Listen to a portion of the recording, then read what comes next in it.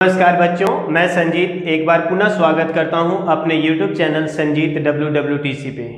बच्चों, आज के क्लास में हम लोग कृष्ण की प्रेम में डूबी मीराबाई के बारे में बात करने जा रहे हैं, यानी कि प्रेम दीवानी मीरा के बारे में जानेंगे। यानी मीराबाई को यदि हम एक वाक्य में परिभाषित करें तो हम कह सकते हैं कि हिंदी व संस्कृत की विद्वता से पूर्ण वह एक जन्मजात कवियत्री थी।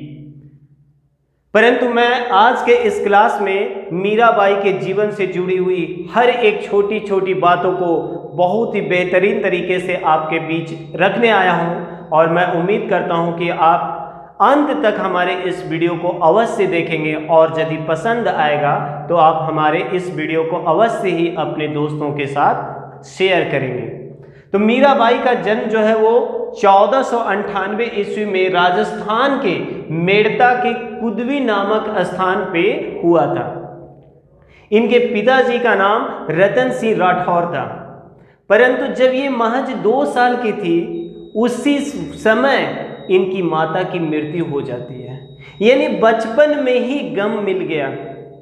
और जब इनकी माता की मृत्यु हो जाती है तो इसका पालन पोषण करने की जिम्मेवारी जो है वो इनके दादाजी राजदूता जो है वो संभाल लेते हैं। और राजदूता वो एक ऐसे व्यक्ति थे जिनका साधु सन्यासियों के साथ बहुत ही ज़्यादा जुड़ाव था, यानी उनके महल में अनेक साधु सन्यासियों का नित्य आगमन हुआ करता था। इसलिए मीराबाई भी बचपन से ही इन साधु सन्यासियों के संपर्क में आ जाती है।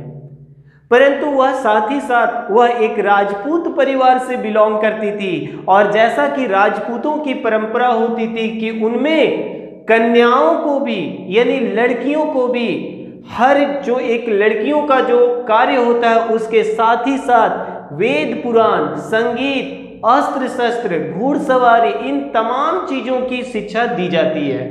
ठीक उसी प्रकार से मीराबाई को भी बचपन से ही वेद पुराण, संगीत, अस्त्र शस्त्र और घुड़सवारी की भी बाकायदा शिक्षा दी जाती है, यानी कि वो इन तमाम चीज़ों से निपुण हो जाती है, इन तमाम गुणों में निपुण हो जाती है। और बचपन से ही मीराबाई बहुत ही सुंदरी भी थी। और जब वो 18 वर्ष की होती है तो चित्तौड़ के शासक राणा सांगा, शायद आप इस नाम को पहले भी सुन चुके होंगे, यानी कि जब वो 18 वर्ष की होती है तो उनके दादाजी के द्वारा उनका विवाह जो है राणा सांगा के बड़े पुत्र भोजराज के साथ तय कर दी जाती है।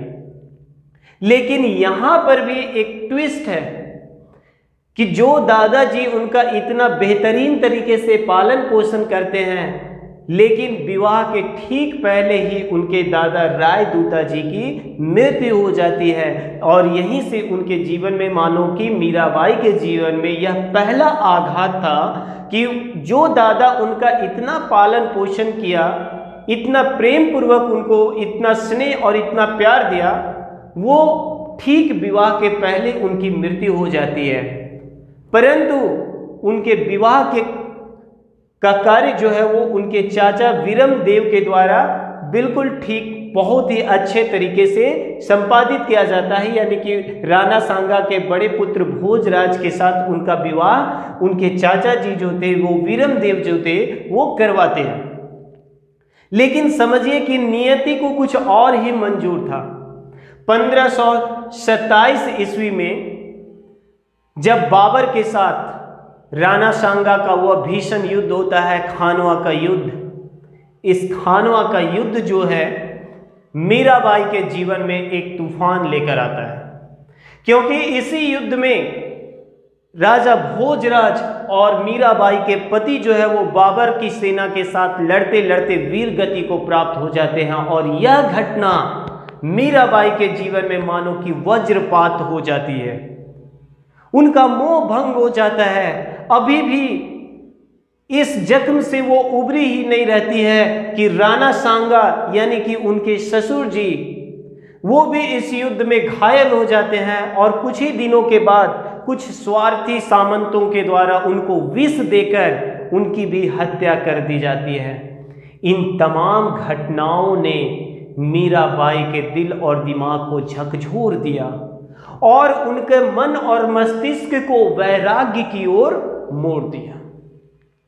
मीराबाई कल तक विवाह के पश्चात जो एक राज परिवार में एक रानी की भांति सुख वैभव का जीवन व्यतीत कर रही थी, लेकिन इस युद्ध ने उनके जीवन में एक भूचाल लाकर रख दिया और उन्हें वैराग्य की ओर मोड़ दिया, यानी उन्हें विवश कर दिया कि वे वैराग्य का जीवन जिए। इसी घटना के पश्चात मीराबाई तमाम इन सांसारिक सुखों को भूलकर अपने समस्त जीवन को कृष्ण की भक्ति में समर्पित कर दिया और वह गृह त्याग करके मंदिरों में साधु सन्यासियों के बीच चली जाती है। उनके बीच में ही रहना, उनके बीच में ही नृत्य करना, गान करना और कृष्ण की भक्ति में अपने आप को पूर्ण रूप से समर्पित कर दी। लेकिन यहाँ पर भी मीराबाई शांति से अपना जीवन नहीं जी पाती है। थी तो वो एक राज परिवार की महिला, और वो भी राजपूत परिवार की, और राजपूत परिवार में ऐसी परंपरा नहीं थी कि राजपूत घरानों की महिलाएं जो है वो इस प्रकार का जीवन जिए जिसमें सामान्य लोग भी आकर उनसे मिले, इस प्रकार से मंदिरों में नृत्य गान करें। ये चीजें उनके खास करके देवर राणा रतन सिंह को कदापि पसंद नहीं आता है और उसके द्वारा उनके ऊपर तरह तरह का अत्याचार किया जाता है। लेकिन मीराबाई जो है वो कभी भी विचलित नहीं होती है। मीराबाई के ऊपर उनके ननद उदाबाई के द्वारा भी बहुत ही अत्याचार किया जाता है। कई बार उदाबाई जो उनकी ननद है उनको विष देने का भी कार्य करती है, लेकिन उसके विष का भी उसके ऊपर कोई प्रभाव नहीं पड़ता है, ऐसा कहा जाता है।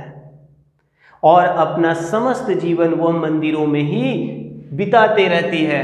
बहुत ज़्यादा अत्याचार होने के बाद वह पुनः मेड़ता अपने चाचा वीरमदेव के पास आ जाती है, परंतु कुछ समय के पश्चात उसे मेड़ता को भी छोड़कर वहां से जाना पड़ता है और लास्ट में वह अपना जीवन अंतिम समय व्यतीत करने के लिए वह द्वारिका चली जाती है और जहां पर 1546 ईस्वी में उनकी क्या हो जाती है, मृत्यु हो जाती है। तो ये तो था मीराबाई के बारे में। अब मीराबाई से जुड़ी हुई कुछ और बातें। मीराबाई के बारे में यदि दार्शनिक मत की बात करें तो उनका मानना था कि ईश्वर की प्राप्ति ज्ञान और भोग से कदापि नहीं हो सकती है। ईश्वर की प्राप्ति तो सिर्फ भक्ति और प्रेम से हो सकती है। उनके इसी विचार की वजह से उनकी तुलना सूफी मत की एक जो महिला थी राबिया, उनके साथ उनकी तुलना की जाती है। मीराबाई के जो भक्ति गीतों का कलेक्शन है उसे पदावली की संज्ञा दी गई है और उन्होंने अपनी इन गीतों को ब्रज भाषा, राजस्थानी भाषा और गुजराती भाषाओं में उन्होंने इनकी रचना की है और उनके इन गीतों में 16वीं सदी की संस्कृति की झलक मिलती है। मीराबाई साथ ही साथ जयदेव द्वारा रचित गीत गोविंद के ऊपर भी उन्होंने टीका की रचना की है। तो आई होप आपको ये वीडियो जो है वो पसंद आए और यदि पसंद आ रहा होगा तो आप बिल्कुल इसे शेयर करना ना भूलें। धन्यवाद।